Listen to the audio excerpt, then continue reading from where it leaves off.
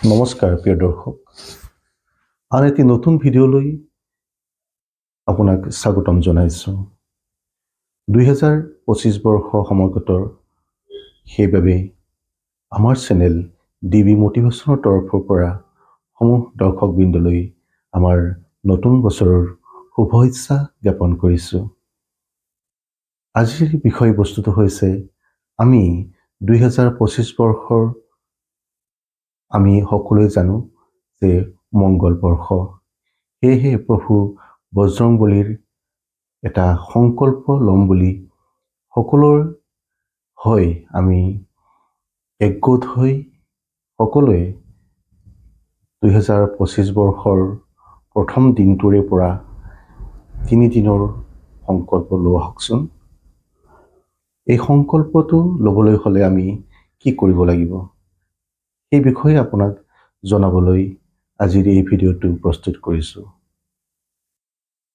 প্ৰথমতে আপুনি কৰিব লাগিব, এখন হালধীয়া কাপোৰত অকণমান সেন্দুৰ লৈ, তাতে এটকীয়া মুদ্ৰা এটা লৈ, হালধীয়া সৰিয়হ অকণমান লৈ, গংগাৰ জলেৰে শোধন কৰি টোপোলা এটা কৰিব।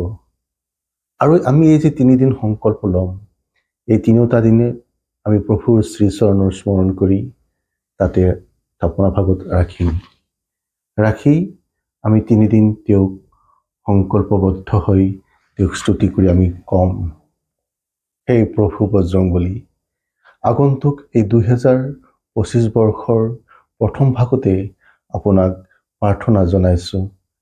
এই বৰ্ষত যাতে আমাৰ সকলো দিশৰে পৰা ধনে ধানে সকলো ঋণাত্মক শক্তি নাইকিয়া হৈ আমাৰ ঘৰলৈ সুখ সমৃদ্ধি আহে, সেইবাবে তোমাৰ শ্ৰীচৰণত আমি সেৱা নিবেদন কৰিছোঁ।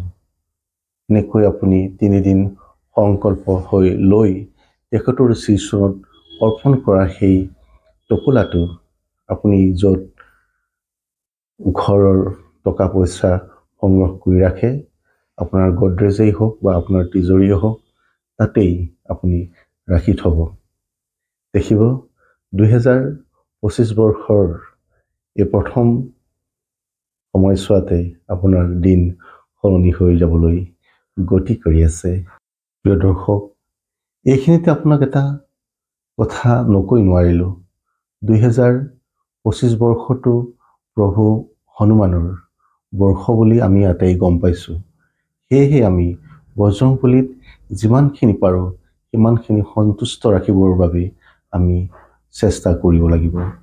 যিহেতু আপুনি এজন হনুমান ভক্ত, প্ৰভু শ্ৰীৰামৰ চৰণত স্মৰণ কৰি বজৰংবলীৰ আৰাধনা কৰি জীৱনশৈলী আপোনাৰ সম্পূৰ্ণ ৰোগ ব্যাধি নাইকিয়া কৰি তুলিবৰ বাবে এই বৰ্ষত, বিশেষকৈ কলিৰ যুগত এইটো এটা বহুত ডাঙৰ শুভ বৰ্ষ বুলি প্ৰাচীন শাস্ত্ৰত মান্যতা অনুসৰি আপোনাক জনাবলৈ লৈছোঁ।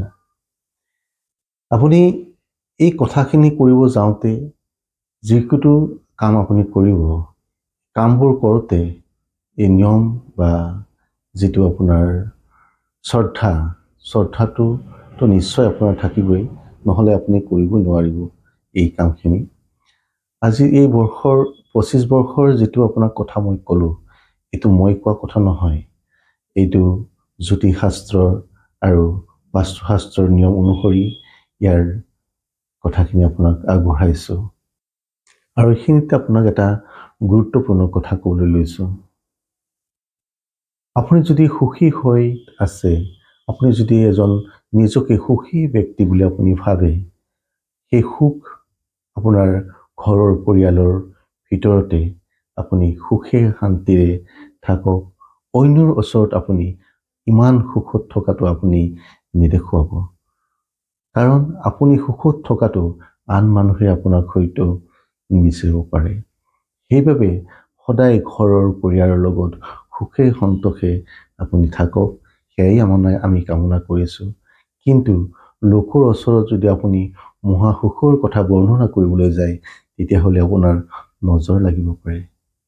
আপোনাৰ ঘৰখনৰ পৰা আপুনি ক'লা যাদু বা আপোনাৰ নেগেটিভ এনাৰ্জি আপুনি কেনেকৈ আঁতৰ কৰিব।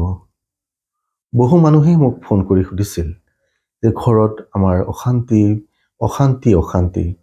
চৌদিশে অশান্তি বিৰাজমান হৈ থাকে। কোনো এটা কথা ক'ব নোৱাৰি, কোনোৱে কাৰ কথা নেমানে, সকলোৰে কথা অমান্য কৰে। ঘৰখনত কি হৈছে, কেনেকুৱা এটা অপ্ৰীতিকৰ পৰিস্থিতি হৈছে ধৰিব নোৱাৰি। সেইবাবে মই আপোনাক আজি এই বিষয়টোৰ পৰা পৰিত্ৰাণ পাবলৈ হ'লে আপোনাক এটা মহা উপায়ৰ কথা আপোনাক মই জনাবলৈ লৈছোঁ।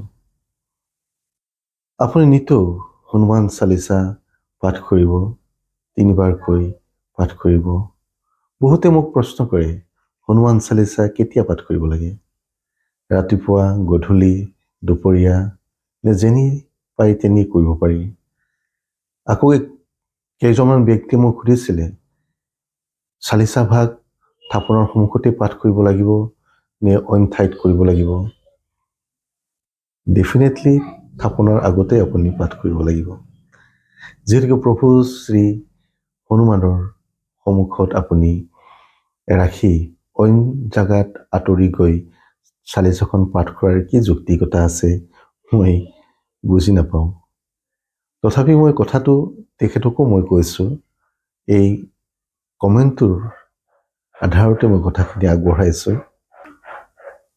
হনুমান চালিচা পাঠ কৰিবলৈ হ'লে প্ৰভু হনুমানৰ শ্ৰীচৰণ স্মৰণ কৰি এগছি বন্তি জ্বলাব।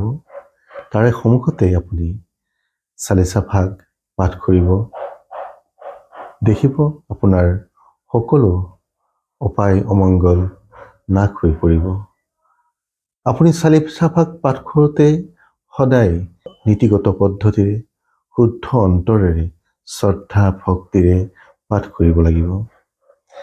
মনত আন এটা কথা সোমোৱাই চালিচাখন পাঠ কৰি আছে, ঘৰৰ ভিতৰত কোনোবা আহিলে নেকি, পাকঘৰত কিবা হৈ আছে নেকি, সোনকালে পঢ়া হ'লে ভাল আছিলে, যাব লাগে এতিয়া, এই ধৰণৰ কথা মনত কৰি থাকি কোনো ধৰণৰ সুফল আপুনি নাপাব। মই বহু ব্যক্তিকে দেখিবলৈ পাইছোঁ, আপুনি হনুমান চালিচা পাঠ কৰে ঠিকেই, কিন্তু তেওঁৰ মনটো তাত নাথাকে, তেওঁৰ মনটো থাকে অইন ঠাইত। পঢ়িব লাগে বাবেই পঢ়ি আছে, নপঢ়িলে বেয়া হ'ব, আধাতে এৰিও যাব নোৱাৰোঁ, কি কৰা যায়? পঢ়ি যিমান খৰখেদাকৈ পঢ়িব পাৰে সিমান খৰখেদাকৈ পঢ়ি তেওঁ সমাপ্ত কৰি যাবলৈ ঢাপলি মেলে। এনেকুৱা আচলতে নহয়। হৃদয়ৰ পৰা অইন কি জাগাত কি হৈ আছে আপুনি চাবলৈ প্ৰয়োজন নাই, আপুনি কি কৰি আছে সেইটোহে আপোনাৰ প্ৰয়োজন। সেয়েহেতু আপুনি হনুমান চালিচা পাঠ কৰোঁতে আপোনাৰ নিজক মন শান্ত কৰি ৰাখি প্ৰভুৰ শ্ৰীচৰণত আপুনি আৰাধনা কৰি নিশ্চয় আপুনি পাঠ কৰিব। 2025 বৰ্ষৰ প্ৰথম এই সময়ছোৱাতে আমি যি 3 দিনৰ সংকল্প ল'ম বুলি ভাবিছোঁ, এই সংকল্পটো লোৱাৰ আপোনালোকেও যদি ভাগ ল'ম বুলি ভাবিছে, তেতিয়াহ'লে ডেছক্ৰিপশ্যনত আমাৰ কণ্টেক্ট নম্বৰটো দিয়া আছে, আপোনালোকে আপোনাৰ লগত যোগাযোগ কৰিব পাৰে। আৰু 2025 বৰ্ষই সকলোৰে জীৱনলৈ সুখে শান্তিৰে ধনে ধানে জাতিষ্কাৰ হৈ পৰক, তাৰে কামনা কৰি আপোনালোকৰ হৈ প্ৰভু শ্ৰী বজৰংবলীৰ শ্ৰীচৰণত সেৱা জনাই আজিৰ এই ভিডিঅ'টোৰ পৰা বিদায় মাগিছোঁ। জয় বজৰংবলী, জয় হনুমান, নমস্কাৰ।